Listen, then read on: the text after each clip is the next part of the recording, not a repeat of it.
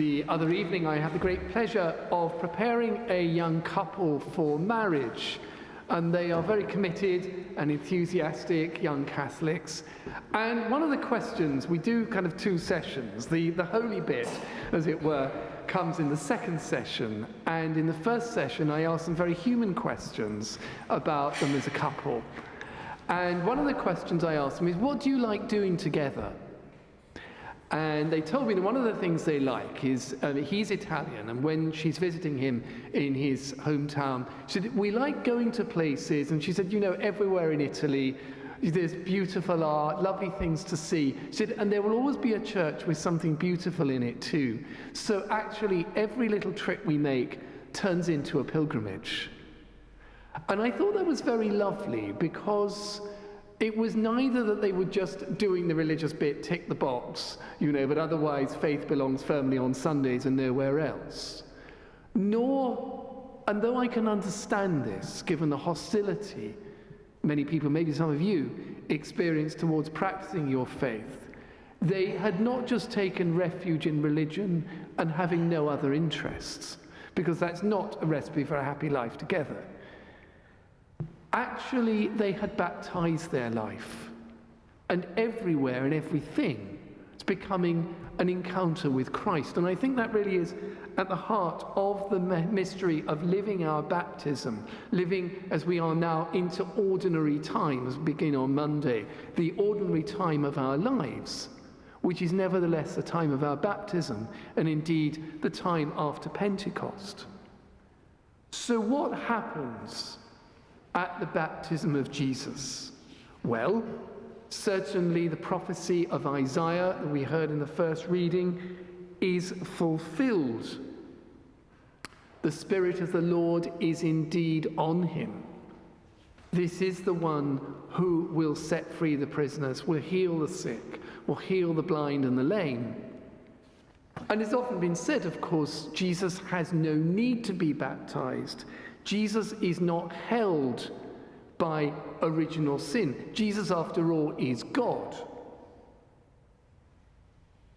But here, the Holy Spirit will come down on him to anoint him for his work, for his mission.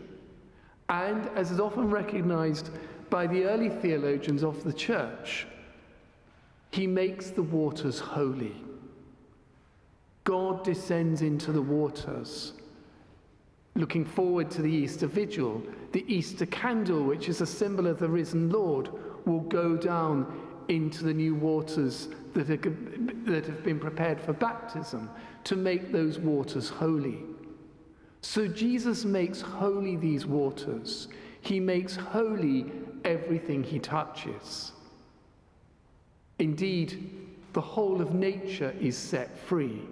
Nature which had been abused by us, exploited by us, and also idolized. There are many people now who care very much, and indeed they're exemplary, about the environment and how endangered it is. But they talk about nature as if nature were a god or goddess. And not only is that not true, but it's asking more of nature than nature can actually provide. In spite of ourselves, we will end up exploiting it. But rather, Jesus comes in, he sets nature free.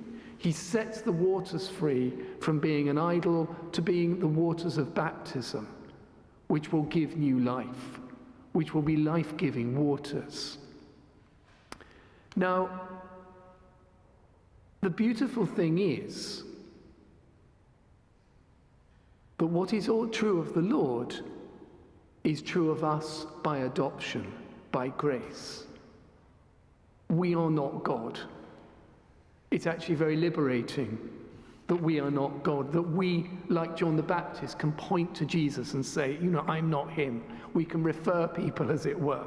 We don't have to save the world. Jesus has already done so.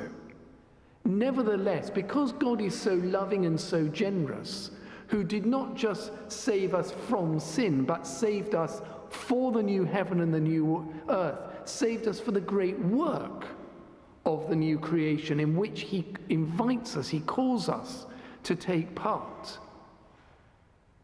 We are called to go out and to make this world holy, even on a little trip, like my friends, to make that a time of pilgrimage, for the prayer in the church to become an extension into having an ice cream afterwards.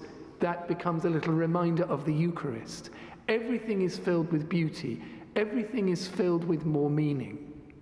Truly, baptism is a death as well as a rising. There are the worldly desires, as Paul says to Titus, that need to be put to death. This does not mean, again, living a life which is all religion and has nothing to do with the world. You couldn't live your lives like that. I couldn't live my life like that. There are still the emails to be dealt with, the meals to be cooked.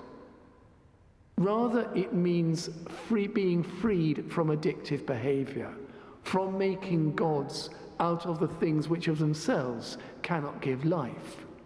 But if they are touched by a baptized hand as God's creation, then everything becomes sacramental. So there is a dying and there is a rising. We can be tempted, of course, if life is just treating us very well. We just say, well, the world is great, really, and we can distance ourselves from God. If life is very difficult, as it is for many, many people at the moment, we can withdraw from the world in a bad way. Now, don't get me wrong, the church, not just the building and its liturgy, but the community of the church, is always a place where we should be able to take refuge. We should not be naive about the world. The early Christians were a persecuted people. It's the truth for many of our brothers and sisters across the world now. It may be the case for many of us, even in low-level or subtle ways. But we should not withdraw from the world as if every created thing was somehow not good and only religion is good. What amazes me is the creativity of the early Christians, great writers, great poets, great workers for social justice. The earliest Christian structure in the world is a baptistry, the baptistry of Dura Europos in Syria. If you look it up on the internet, if you look up Dura Europos baptistry, it's a work of extraordinary art. They really went to town on decorating this with all the symbols of the Christian faith. Creative minorities, as they say. So let our baptism really take life in us.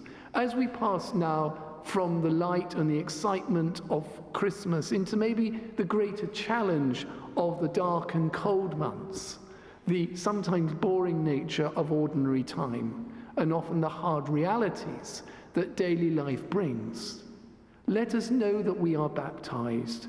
We have been reborn and renewed, as St. Paul says, by the Holy Spirit. Let us ask for that grace of our baptism to be renewed in us every day. Let us look for Christ in every good thing around us. Let every place we go be a pilgrimage, and may everything we touch be touched by the grace of Christ to be made new.